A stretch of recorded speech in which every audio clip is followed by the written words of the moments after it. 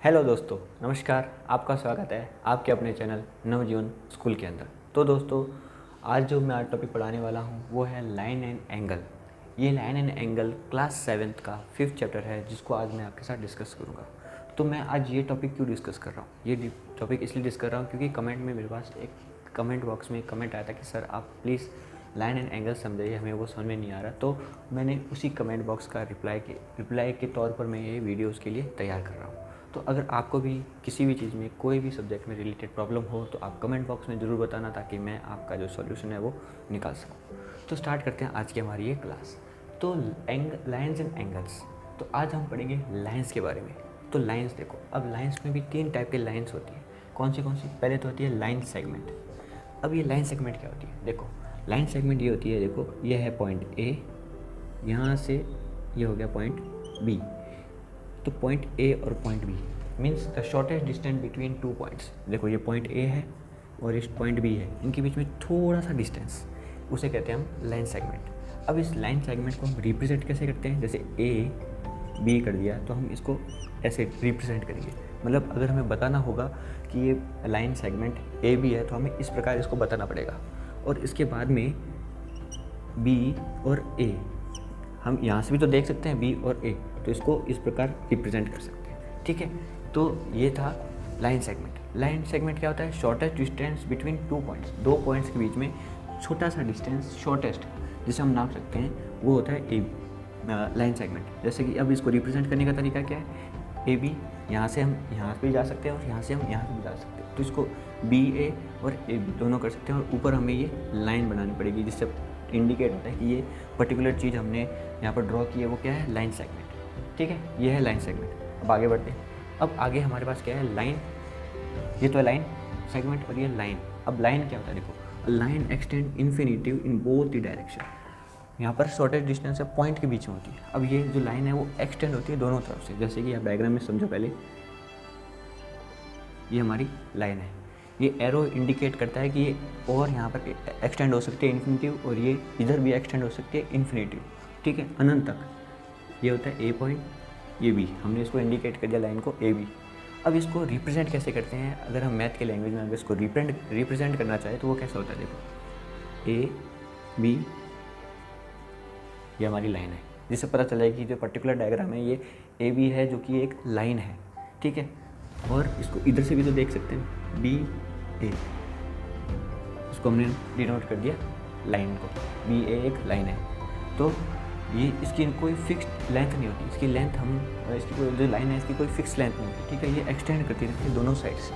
ठीक है, अब लाइन सेगमेंट लाइन, और एक और चीज़ होती है लाइन के अंदर, एक और पार्ट होता है, वो होता है रे। अब रे कैसे होता है? सन होता है, ये सन है, ये सन है। सन एक इनिशियल पॉइंट है, हमारे जो सूरज की रोशनी है वो सन की तरफ से आती है ना, तो सन एक इनिशियल पॉइंट है जहाँ से रेज आती है और वो फैलती रहती है। ठीक है, जहाँ तक जाए वो, कहीं पर भी कितनी डिस्टेंस में भी जा सकती है।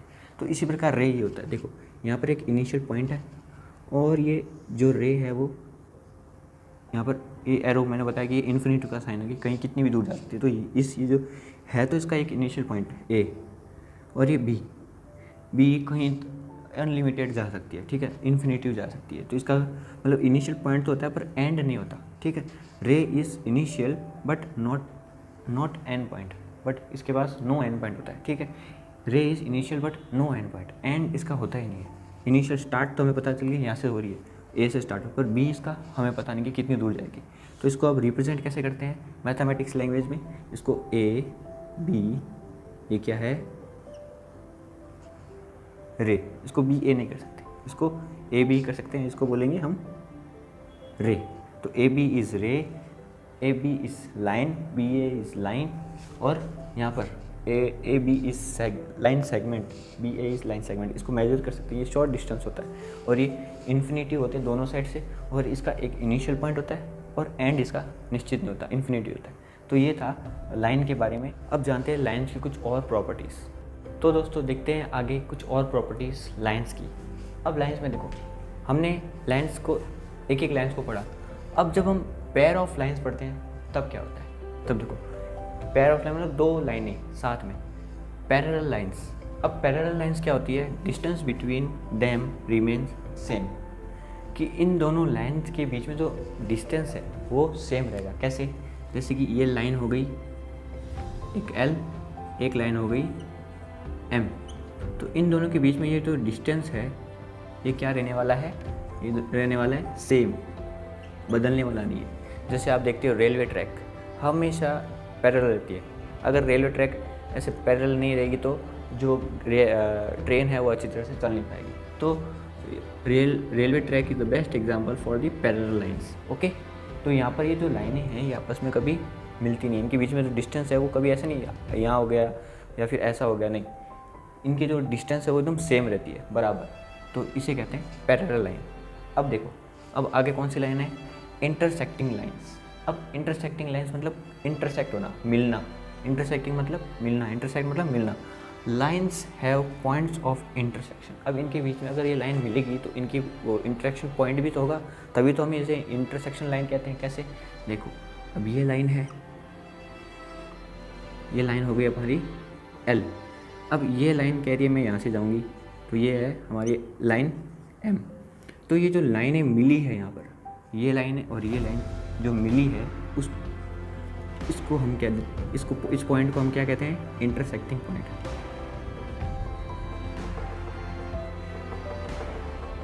इसको कहते हैं हम इंटरसेक्टिंग पॉइंट, तभी तो ये इंटरसेक्ट हो रही है, और इसलिए इंटरसेक्ट हो रही है इसलिए हम इसको कहते हैं इंटरसेक्टिंग लाइन। ठीक है, वेरी इजी। और उसके बाद है परपेंडिकुलर लाइन। अब परपेंडिकुलर लाइन क्या होती है, ठीक है, अब इसमें लिखा है right angle at the point of intersection.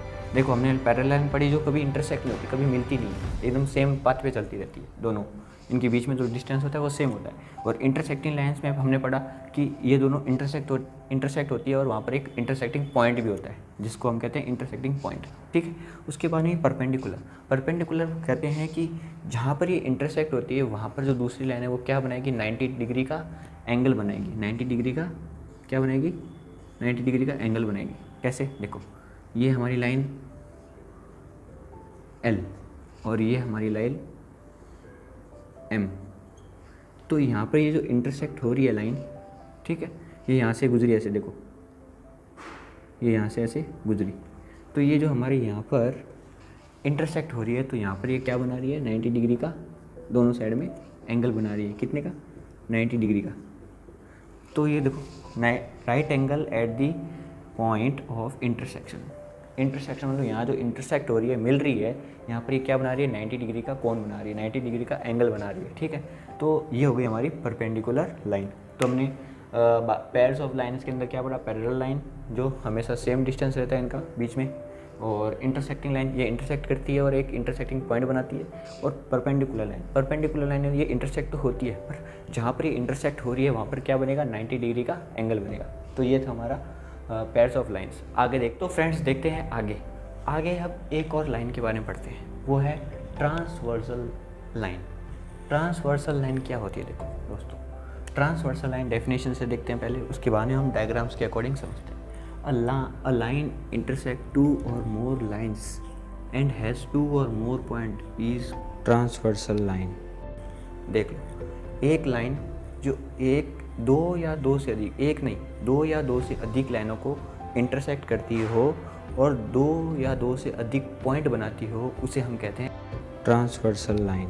अब देख लो, इस डायग्राम में समझते हैं, ये लाइन L है, मतलब नंबर 1 लाइन, और ये नंबर 2 लाइन M है, और ये हमारी लाइन है जो क्या करती है, इंटरसेक्ट करती है दो लाइनों को, किसको, L को और M को, और क्या बना रही है, 2 पॉइंट बना रही है। ठीक है, 2 पॉइंट बना रही है। तो डेफिनेशन के अकॉर्डिंग, 2 इंटरसेक्ट 2 लाइन्स और मेक एंड हैज़ 2 पॉइंट्स। हाँ, 2 पॉइंट्स भी है। तो ये क्या हम कह सकते हैं कि A है, जो A लाइन है, ये जो A लाइन है, ये L और M की ट्रांसवर्सल लाइन, देखो 2 लाइन को क्रॉस भी कर रही है और 2 लाइनों पे 2 पॉइंट भी बना रही है, तो 2 पॉइंट हो गए। ठीक है, अब ये देखो, इस डायग्राम में देखो, क्या ये लाइन A है, ये L और M लाइन का ट्रांसवर्सल लाइन। हाँ, ये लाइन A है जो एक लाइन को काट रही है, फिर 2 लाइन को, तो 2 लाइन को तो काट रही है। ठीक है, और क्या 2 पॉइंट बना रही है, हाँ 2 पॉइंट भी बना रही है, तो ये ट्रांसवर्सल लाइन। A लाइन है ना, ये A, ये क्या है, transversal line, A line M। क्या यहाँ पर जो ये लाइन ए है, क्या ये इन दोनों लाइनों की ट्रांसवर्सल लाइन, ये देखो दो लाइनों को क्या कर रही है, काट तो रही है हाँ, पर पॉइंट दो बना रही है नहीं, पॉइंट तो एक ही है। अगर दो लाइनों को काटती है तो दो पॉइंट बनते, दो इंटरसेक्शन होते, पर यहाँ पर क्या इंटरसेक्शन एक ही हो रहा है। तो क्या ये लाइन ए, लाइन एल, लाइन एम की ट्रांसवर्सल लाइन है? तो ये वाली लाइन क्या है, ट्रांसवर्सल लाइन नहीं है। जो दो लाइनों को काटती है और दोनों लाइनों में टू पॉइंट्स, टू या टू से ज़्यादा पॉइंट्स बनाती है, उसे ही हम क्या कहते हैं, ट्रांसवर्सल लाइन।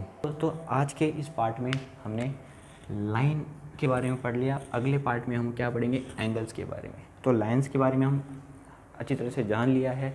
अगले वीडियो में हम एंगल्स के बारे में पढ़ेंगे। और तब तक अगर आपको ये वीडियो अच्छा लगा तो इसको शेयर करना और हमारे नवजीवन स्कूल को सब्सक्राइब करना। और आपको कोई भी टॉपिक में कुछ भी डाउट हो तो आप कमेंट बॉक्स में ज़रूर बताना, मैं उस चीज़ को डिस्कस करूँगा, ट्राई करूँगा आप तक एक सही सॉल्यूशन पहुँचाने का। तब तक के लिए जय हिंद, जय भारत।